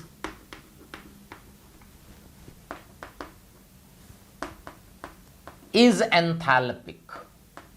ध्यान रखना, जरूरत कभी कभी पूछ ली जाती है। सो तुमसे कहा जाए कि every adiabatic process is entropic process, गलत है। केवल रिवर्सिबल एडियाबैटिक प्रोसेस जो होगा वो होगा इज एंट्रोपिक। क्यों? क्योंकि यहां तो कहा नॉन जीरो आ रहा सिस्टम का भाई। देखो इरिवर्सिबल एडियाबैटिक प्रोसेस, अगर इरिवर्सिबल एडियाबैटिक प्रोसेस की बात की जाए, देखो अब एक बात समझना, ये इंपॉर्टेंट आया part. Irreversible adiabatic process, delta S का वैल्यू क्या लिख दोगे, डी क्यू बाई टी का इंटीग्रल, और ये जीरो, और ये गलत हो जाएगा। क्यों गलत हो गया? क्योंकि इरिवर्सिबल में आप यही नहीं लिख पाओगे। अब ये थोड़ा सा इसमें जो है और आपको समझना पड़ेगा कि एग्जैक्टली में क्या होता है, पहले इतना नोट कर लो।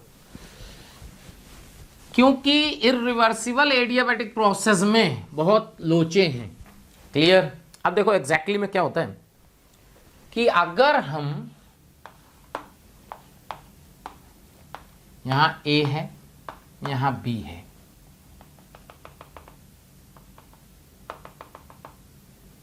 यहां पे P1 V1 V2 P2, याद है।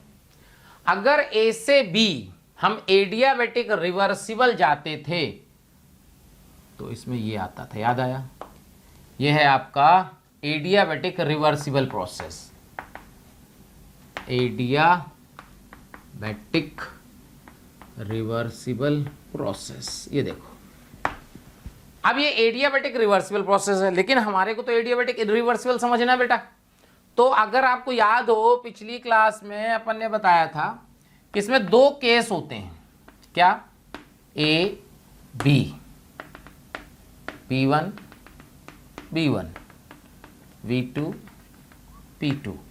तो आपको बताया था कि एडियाबैटिक जब हम इरिवर्सिबल जाते हैं तो उसमें T2 डैश आता है, और T2 डैश का वैल्यू हमेशा T2 से बड़ा होता है, चाहे वो एक्सपेंशन हो चाहे कंप्रेशन हो। तो A से B तक हम डायरेक्ट पहुंच नहीं पाते। कहां पहुंचते थे याद करो, या तो ये यहां कहीं B डैश पे, याद आया, या फिर यहां कहीं B डबल डैश पे, याद आ रहा है। तो देखो, अगर एडियाबैटिक इरिवर्सिबल का एंट्रोपी चेंज निकालना तो आपको डेल एस ए बी तो रिवर्सिबल है, डेल एस ए बी तक तो पहुंच ही नहीं पाओगे इरिवर्सिबल में। इरिवर्सिबल में या तो पहुंचोगे ए से बी डैश पे या पहुंचोगे ए से बी डबल डैश पे। तो अगर हम कहें कि सपोज देखो इसका कंडीशन है P1 B1 T1, इसका यहां तक पहुंचते हैं P1 P2 V2 T2 dash, याद आ रहा है। तो देखो del S A B dash को आप लिख सकते हो del S A B plus del S B B dash. Check कर लो बेटा, चेक कर लो, डेल एस ए बी से बी बी डैश। अच्छा डेल एस ए बी, यहां देखो, यहां डेल एस ए बी क्या है बेटा, यहां पे जो डेल एस ए बी है वो जीरो है, क्यों, रिवर्सिबल एडियाबैटिक है, इसका तो जीरो ही होता है। तो यहां पे आप देखो डेल एस ए बी को हम रख सकते हैं zero plus.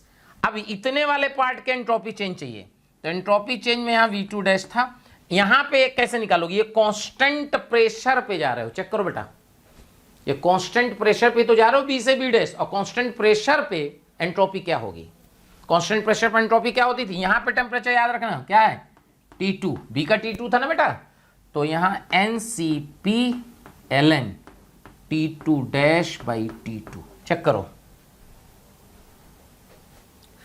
Del S B B dash होगा NCP ln T2 dash by T2। समझ में आया, एक तो तरीका यह है। दूसरा, आप चाहो तो ऐसे कर सकते हो कि del S A B dash लिखना है तुम्हारे को, यहां से लेके यहां तक सीधे आइडियल गैस का फॉर्मूला लगा दो, क्या, NCP ln T2 dash by T1 plus NR ln P2 by P1। Check करो बेटा, चेक करो, क्या बात समझ में आ रही है। तो NCP ln T2 dash by T1 कैसे किए हम यहां से लेके यहां तक सीधे आइडियल गैस का फॉर्मूला लगा दिए, क्योंकि आइडियल गैस का फॉर्मूला तो आप कहीं भी लगा सकते हो, क्योंकि आइडियल गैस का फॉर्मूला हमने कोई ऐसा कुछ कंडीशन मानी नहीं थी। तो ये देखो, अब बोले कि यार ये अलग आ रहा है और ये अलग आ रहा है, ये कैसे हो सकता है, दोनों आंसर सेम है और दिखने में लग रहा है आपको, दिखाएं कैसे, देखो डेल एस ए बी को क्या लिख सकते हैं, NCP ln T2 by T1 plus NR ln P1 by P2 होता है बेटा, यहाँ सॉरी P1 बाई P2, बोलो। अच्छा डेल एस ए बी है कितना, जीरो, तो क्या इसकी वैल्यू देखो कितनी आ जाएगी, माइनस ऑफ दिस ऊपर रख दो, del S A B dash का वैल्यू आ जाएगा NCP ln T2 dash by T1 minus NCP ln T2 by T1। Okay, अगर इनको थोड़ा सा कनेक्ट करोगे तो NCP T1 कैंसिल हो जाएगा और ये T2 डैश बाई T2 आ जाएगा। चेक कर लो, शानदार, मजा आया। देखो ये del S A B dash आया। अगर बाई चांस आपको क्वेश्चन में कहा जाए कि del S A B double dash निकालना है, यानी कैसे, यानी फाइनल वॉल्यूम दोनों का सेम है, ये क्वेश्चन में लिखा होगा कि फाइनल प्रेशर दोनों का सेम है, रिवर्सिबल इरिवर्सिबल का, कि को फाइनल वॉल्यूम सेम है। अगर फाइनल वॉल्यूम बोला रिवर्सिबल इरिवर्सिबल का फाइनल वॉल्यूम सेम है तो फिर अपन ये फाइनल वॉल्यूम सेम का मतलब ये लगाएंगे और यहां पे आ जाएगा NCV ln T2-T2। क्यों? क्योंकि यहां पे डेल एस ए बी तो जीरो हो जाएगा और यहां से ये कांस्टेंट वॉल्यूम का NCV ln T2-T2, यहां T2 यहां T2 डैश। क्या कहानी क्लियर है? तो ये है एडियाबैटिक इरिवर्सिबल का एंट्रोपी चेंज। अच्छा, इसका जो है डेल एस सराउंडिंग क्या हो जाएगा समझना, ये हो जाएगा minus Q system by T. अच्छा, क्यू सिस्टम तो जीरो ही है ना, तो डेल एस सराउंडिंग क्या हो गया? Zero. Del S surrounding zero हो गया और ये ए बी डैश देखो T2 डैश का वैल्यू हमेशा T2 से बड़ा, तो क्या सिस्टम का entropy always greater than zero और सराउंडिंग का जीरो, तो इसका मतलब यूनिवर्स का एंट्रोपी हमेशा पॉजिटिव। फिर समझो कभी भी कोई इरिवर्सिबल प्रोसेस आएगा उसका यूनिवर्स का एंट्रोपी हमेशा पॉजिटिव आएगी। क्या भाई कहानी समझ में आ रही है? देख लो केवल T2 डैश निकालना है अपने को और सीधे फॉर्मूले में रख देना है, आंसर आ जाएगा। क्या भाई बात समझ में आई? अब हम लोग बात करेंगे entropy change for irreversible phase transition.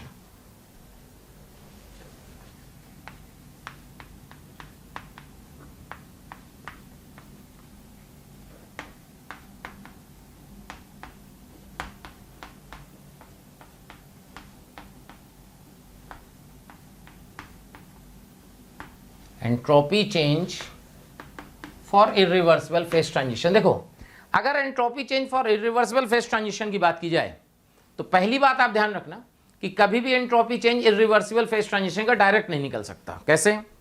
जैसे मान लो आया वाटर लिक्विड वाटर गैस में गया 180 300 kelvin 180 300 kelvin, it is a irreversible process. So अगर आपको कभी इरिवर्सिबल प्रोसेस की एंट्रोपी चेंज निकालना है तो समझिएगा, अगर आपको कभी इरिवर्सिबल प्रोसेस की एंट्रोपी चेंज निकालनी है तो उसका सीधा तरीका होता है कि उस इरिवर्सिबल प्रोसेस को करेस्पॉन्डिंग रिवर्सिबल प्रोसेस में कन्वर्ट करो, मतलब इसके इक्विवेलेंट रिवर्सिबल प्रोसेस में कन्वर्ट करो। और जब आप इक्विवेलेंट रिवर्सिबल प्रोसेस में कन्वर्ट कर लेते हैं तो फिर उसका एंट्रोपी चेंज निकाल लेंगे और कह देंगे स्टेट फंक्शन की डेफिनेशन है किसी भी से रास्ते से जाओ एंट्रोपी चेंज सेम, तो उसकी निकाल लेंगे बेटा, इसको बराबर कर देंगे। समझ में? देखो एक बार और देखो, देखो कैसे बनाएंगे इसको।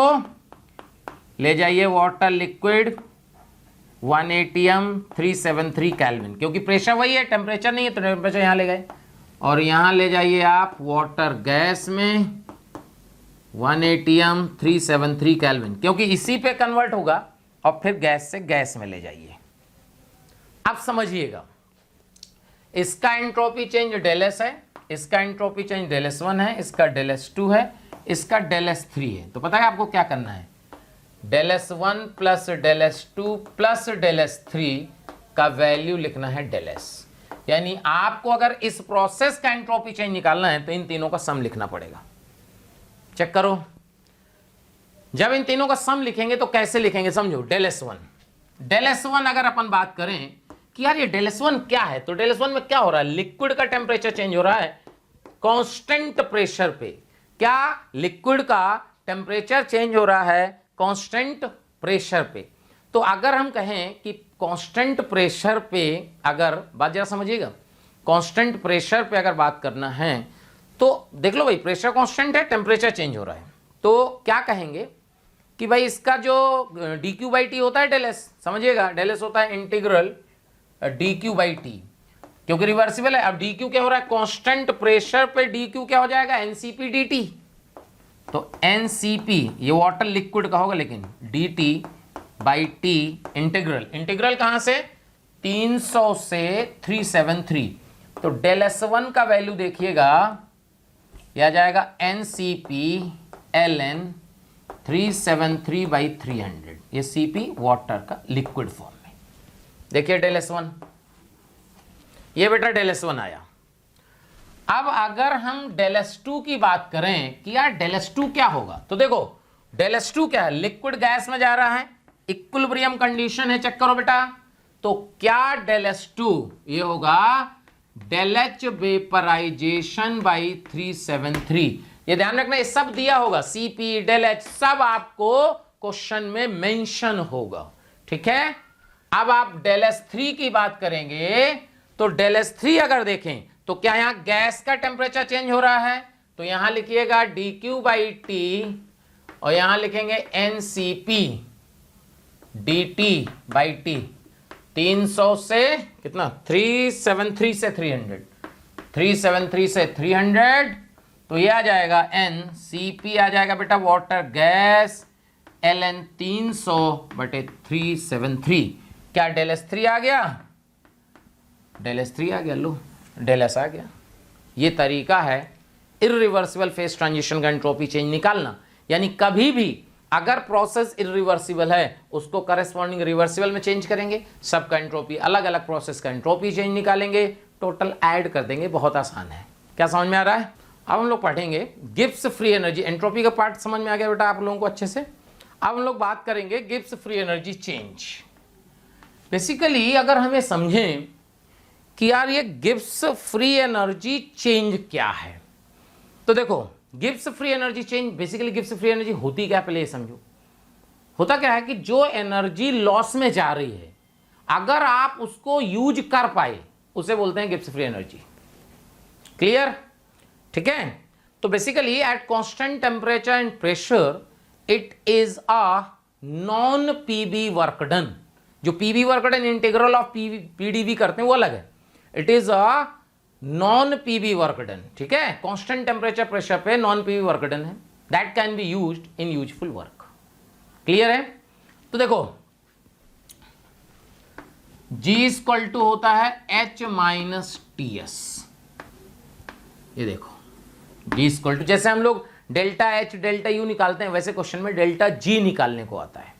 तो G equal to H minus TS। क्या भाई बात समझ में आ रही है। तो यहां से अगर अपन बात करें कि dg का value dh minus TDS minus SDT, ये सब आप थोड़ा सॉल्व करोगे ना सब, जैसे h की जगह u प्लस PV रखना, फिर उसको du फिर करना वर्क डन रखना, तो फाइनल जो आएगा ना, फाइनल वो dg का वैल्यू आएगा बेटा VDP माइनस SDT। ये आप रट लो, आप इसको क्या मान लो, रट्टा लगा लो। और ये ऑलवेज वैलिड है, इसमें हमने कोई कंडीशन नहीं लगाई कि लिक्विड सॉलिड गैस, कुछ नहीं। VDP minus SDT always valid formula है, ये यहीं से आया है। H की जगह U प्लस PV रखोगे, अंदर ले जाओगे, हटाओगे ना, तो DG का वैल्यू ये आया। अब ध्यान सुनना, जो जरूरत की चीजें आपको हम सब बता देंगे। सो DG का वैल्यू आ गया। अब देखो अगर अपन कहे कि if temperature equal to constant, suppose temperature क्या है, कांस्टेंट। अगर टेम्परेचर कांस्टेंट है तो dg का वैल्यू आएगा VDP। ये देखो चेक करो, अब ध्यान सुनिएगा। For liquid and solid, for liquid and solid, liquid and solid में खास बात क्या होता है कि जब हम प्रेशर चेंज करते हैं तो वॉल्यूम बदलता नहीं है। For liquid and solid volume का वैल्यू क्या होता है, कांस्टेंट। वॉल्यूम का वैल्यू क्या होता है, कांस्टेंट। क्लियर। तो यहां से dg का जो इंटीग्रल अगर कर दें तो v बाहर आ जाएगा, dp हो जाएगा। तो यहां g1 से लेके g2 तक, तो डेल्टा g का वैल्यू आ जाएगा P2 माइनस P1। चेक करो, लेकिन ये फॉर्मूला केवल लिक्विड सॉलिड के लिए लगेगा, ध्यान रखना। क्लियर बेटा। अगर हम बात करें for gas, for ideal gas, for ideal gas, तो देखो dg का वैल्यू VDP, V की जगह क्या लिख सकते हो आप, nRT बाई P dp। ये देखो इंटीग्रल कर दीजिए, तो यहां से देखना डेल्टा G का वैल्यू आ जाएगा nRT ln P2 by P1। Check करो, ये देखो ये फॉर्मूला आपको याद रखना है। इस फॉर्मूले से क्वेश्चन आएगा। आइसोथर्मल हो गया ना एक प्रकार से, टी कांस्टेंट है, देखो क्लियर। तो एक तो डेल्टा जी आया। अब देखना, देखिए अगर मान लीजिए कभी इस तरह का क्वेश्चन आ जाए कि सी ग्रेफाइट जो है सी डायमंड में जा रहा है, सोचना सी ग्रेफाइट सी डायमंड। अब फॉर केमिकल रिएक्शन कैसे निकालते हैं डेल्टा जी, देखो for chemical reaction having solid and liquid reactants and products, मतलब सॉलिड लिक्विड है, गैस नहीं है। तो देखो कैसे, डी ऑफ डेल जी का वैल्यू सॉलिड टेम्परेचर कांस्टेंट है, वीडीपी अभी बताया गया था, टी कांस्टेंट है, ठीक है। सो दोनों साइड आप क्या करो बेटा, चेंज ले लो, डी ऑफ डेल जी का value del V D P. अच्छा डेल वी क्यों चेंज क्यों ले लिए, क्योंकि डेल वी भी कांस्टेंट रहेगा, सॉलिड का वॉल्यूम कांस्टेंट है तो डेल वी भी कांस्टेंट है। तो देखो अगर इसको इंटीग्रेट कर दें, इंपॉर्टेंट है भाई, इसी फॉर्मूले पे एडवांस पे क्वेश्चन आ चुका है, P1 P2 यहां डेल्टा G1 और डेल्टा G2, तो देखना क्या फॉर्मूला बैठेगा, delta G2 minus delta G1 equal to delta V P2 minus P1, where delta V क्या होगा, V product minus V reactants. बहुत इंपॉर्टेंट है ये, देखो सीधे क्वेश्चन आ चुका है डायरेक्ट 2018, बहुत टफ पेपर बताया गया तो उसी में क्वेश्चन था इसका, देख लो भाई। तो केमिकल रिएक्शन के लिए आप ये फॉर्मूला लगा सकते हो, डेल्टा G2 का मतलब हो गया gives free energy change at pressure P2, और डेल्टा G1 का मतलब हो गया gives free energy at pressure P1।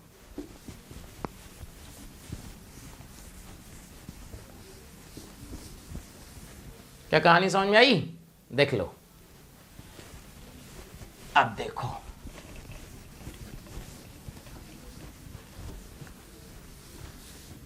यहां से बात क्लियर हो गई भाई, समझ में आया क्या होगा। अब देखो अगर मान लो इफ प्रेशर का वैल्यू कांस्टेंट सपोज, तो dg का वैल्यू आएगा minus S D T, clear. जैसे उस फॉर्मूले पे क्वेश्चन आ चुका है, हो सकता है अब इस पे आ जाए, dg का वैल्यू हो गया minus S D T, but pure S तो आप निकाल ही नहीं पाओगे, तो क्या करो फिर दोनों साइड चेंज ले लो, D of del G equal to del S D T. अब इंटीग्रेट कर दो, डेल G1 से लेके डेल G2 तक, T1 से T2 तक, तो यहां आएगा del G2 minus del G1, यह आएगा बेटा minus del S T2 minus T1। अब ये हुआ कि माइनस डेल एस को बाहर क्यों निकाले, तो हमने माना कि T1 T2 के रेंज में डेल एस का वैल्यू कांस्टेंट है, मानना पड़ेगा, डेल एस का वैल्यू क्या माने बेटा, कांस्टेंट है, देख लो। तो यहां से आ गया, अच्छा डेल्टा G2 डेल्टा G1 का मतलब, डेल्टा G2 का मतलब T2 पे किसी के, ये जो फॉर्मूला है, this formula is valid only for chemical reaction, this formula is valid, this formula is valid only for chemical reaction. ध्यान रखना, डेल्टा G2 का मतलब T2 पे टेम्परेचर, डेल्टा G1 का मतलब T1 पे, मतलब T1 पे डेल्टा G, क्लियर। देख लो भाई, ध्यान रखना, क्लियर। एक तो बात ये समझ में आ गई। अब जो है अगर अपन बात करें कि यार आगे क्या करें, ठीक है भाई, बात समझ में आ गई कि ये फॉर्मूला जो है बेटा देख, क्योंकि इस तरह क्वेश्चन आ चुका है तो हो सकता है कोई दूसरे में ये पूछ ले। अब अपन बात करेंगे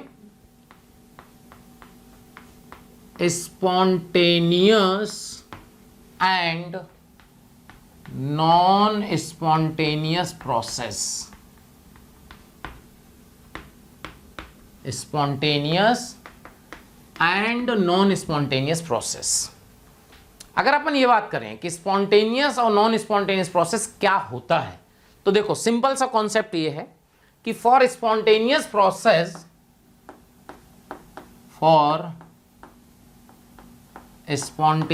process del S universe greater than 0 होता है। फॉर स्पॉन्टेनियस प्रोसेस क्या होता है? Del S universe greater than 0। Clear? अच्छा, अपन ने पढ़ा कि अपन ने क्या पढ़ा? G equal to H minus T S. So delta G का वैल्यू आप लिख सकते हो delta H minus T delta S at constant temperature and pressure. ये देखिए, ये तो फॉर्मूला आपके पास ही है। ठीक है, अब डेल एस यूनिवर्स आपको क्या लिखना है, देखना। Del S universe equal to क्या है आपका? डेल एस सिस्टम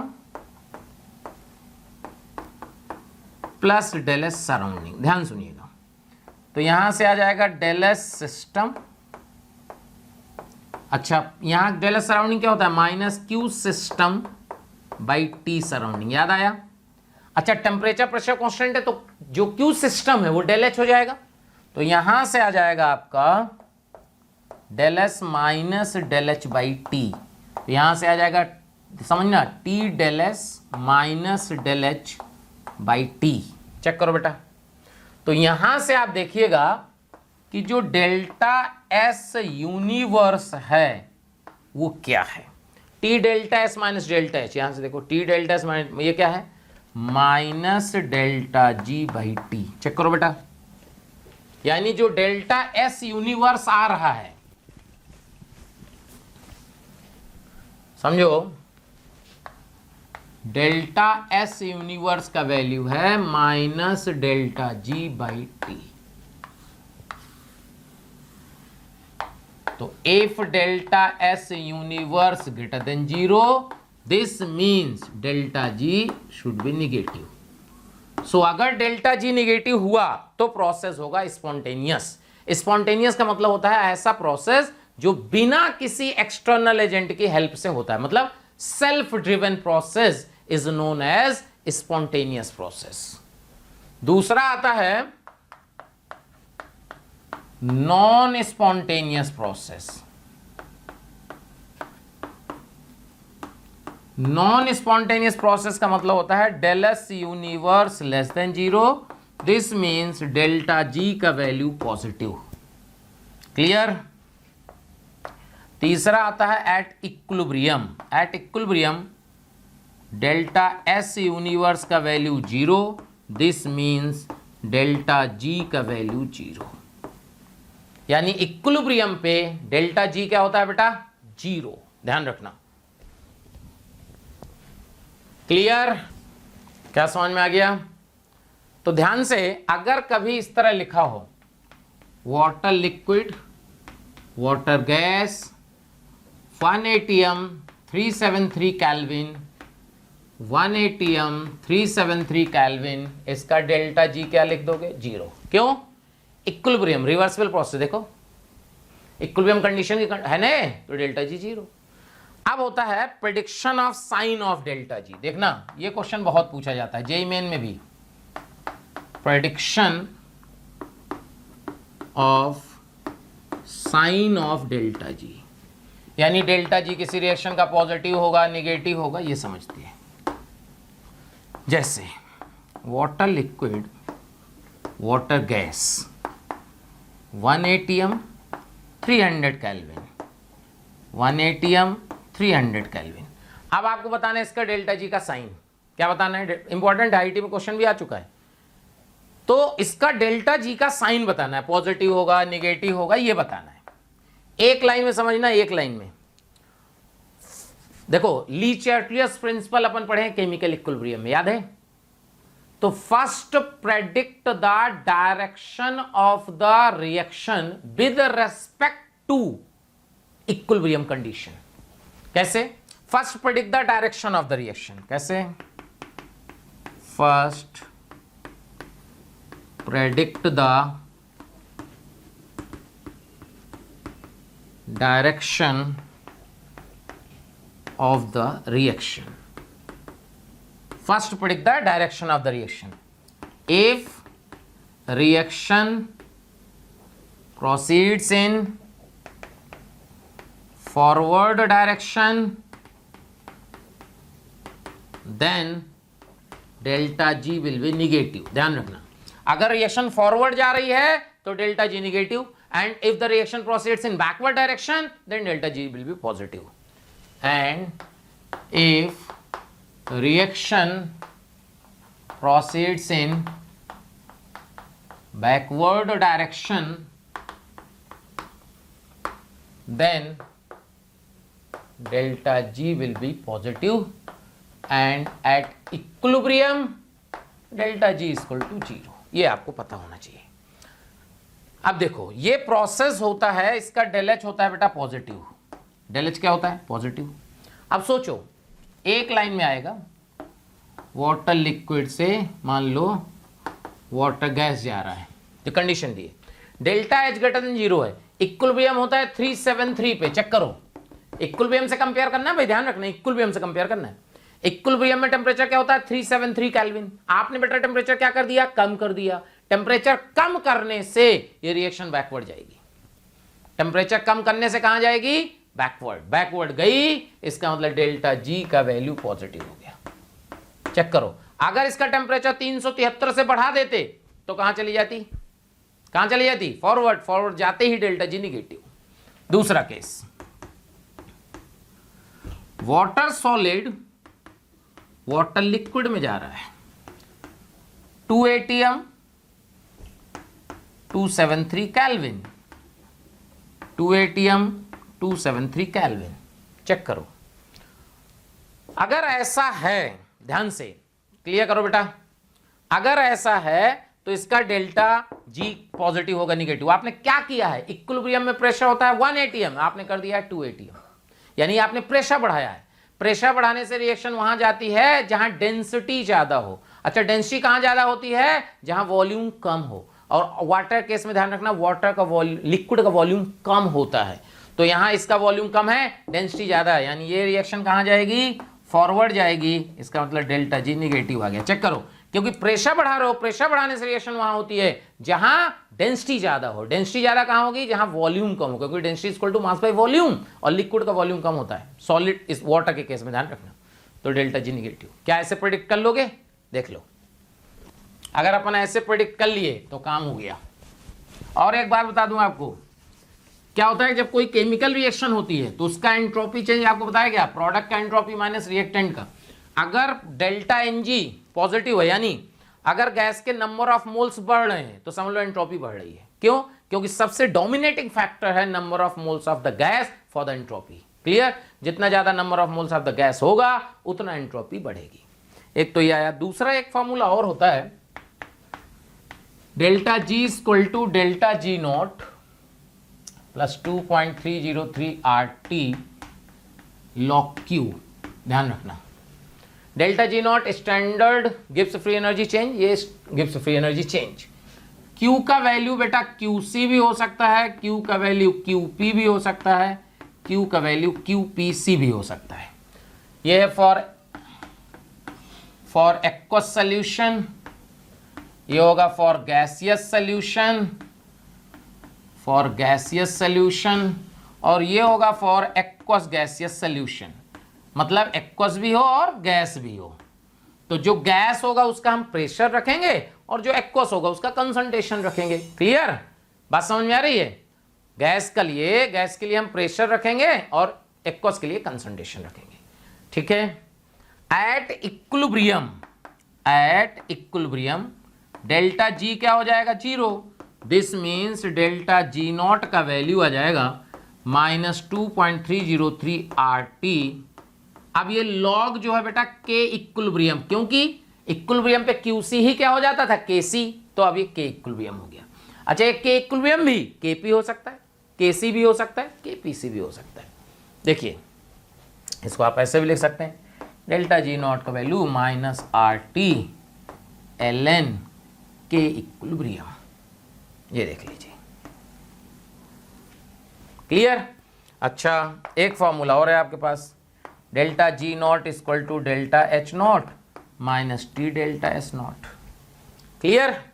अगर हम यहाँ डेल्टा जी नॉट का वैल्यू रख दें, देखना, तो यह आ जाएगा minus R T L N K equilibrium equal to delta H not minus T delta S not. इससे क्वेश्चन बहुत आते हैं, इसीलिए आपको बताया जा रहा है।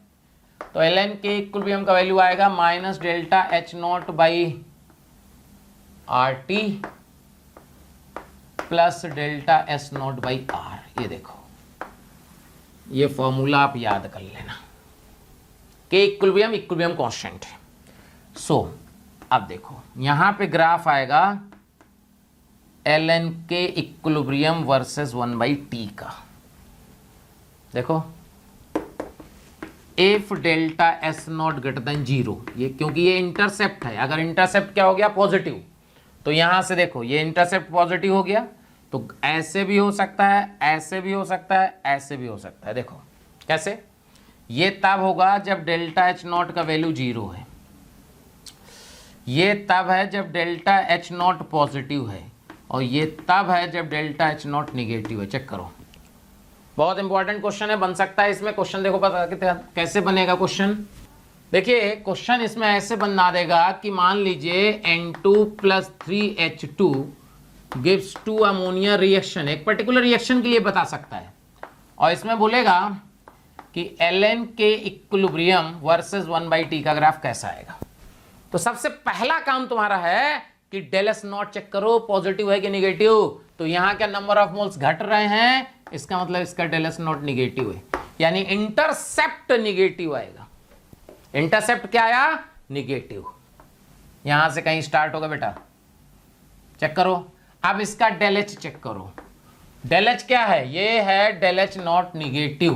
क्यों, यहां से डिकम्पोजिशन है तो एंडो है, तो फॉरवर्ड हो गई एक्सो, यानी डेल एच नॉट निगेटिव है, यानी स्लोप जो है इसका स्लोप क्या है, अगर स्लोप की बात करें ना तो minus del H naught by R slope है बेटा। तो अगर डेल एच नॉट निगेटिव है तो स्लोप पॉजिटिव आ गया। ये देखो ऐसा ग्राफ आएगा, बहुत इंपॉर्टेंट है, समझ लो। क्लियर। देखो कहीं कहीं बुकों में लिखा होता है कि देख, इफ जैसे मान लो N2 gas, O2 gas, 2NO gas, बोले इसका डेल एस नॉट 0 नहीं होगा, इसका डेल एस नॉट पॉजिटिव आता है। अब खुद दिमाग लगाना कैसे पॉजिटिव आता है। हमेशा कभी भी डेल्टा Ng अगर 0 है, कुछ बुकों में लिखा है कि अगर डेल्टा Ng 0 हो तो डेल एस नॉट रिएक्शन का 0 हो जाएगा, ऐसा कोई गारंटी नहीं है। देख लो, क्या भाई यहां तक बात समझ में आ रही है, क्लियर। देख लो, क्या भाई बात क्लियर हो गई। तो अब जो है थर्मोडायनेमिक्स में एक चीज़ बचती है, थर्ड लॉ ऑफ थर्मोडायनेमिक्स। ज़रूरत नहीं है, कोई पूछता नहीं है, चाहो तो आप किसी बुक से पढ़ लेना। क्या होता है उसमें, थर्ड लॉ में क्या बोलता है कि भाई एब्सोल्यूट जो क्रिस्टलाइन सॉलिड होते हैं परफेक्टली, अगर टेम्परेचर 0 केल्विन को अप्रोच कर गया तो एंट्रोपी भी 0 हो जाती है। ये थर्ड लॉ है ना, वो होता है ना ये होता है, समझ लो। If the temperature of perfectly crystal, third law बता रहे हैं, थर्ड लॉ सुन लो, वही थर्ड लॉ है। If the temperature of the perfectly crystalline solid approaches to 0 kelvin, then entropy of the perfectly crystalline solid also approaches to 0। इसका मतलब कि अगर टेम्परेचर 0 केल्विन हो गया तो एंट्रोपी भी 0 हो जाएगी। यह है थर्ड लॉ, क्लियर। क्योंकि सेकंड लॉ में बोलते थे कि एब्सोल्यूट एंट्रोपी आप नहीं निकाल सकते, थर्ड लॉ बोलता है कि एब्सोल्यूट एंट्रोपी आप निकाल सकते हो। इतना सा काम है। क्या समझ में आ गया, क्लियर है बेटा, कोई डाउट नहीं है, ठीक है। तो थर्मोडायनेमिक्स में इतना अपन ने पढ़ लिया, ठीक है। ओके बेटा, चलो धन्यवाद।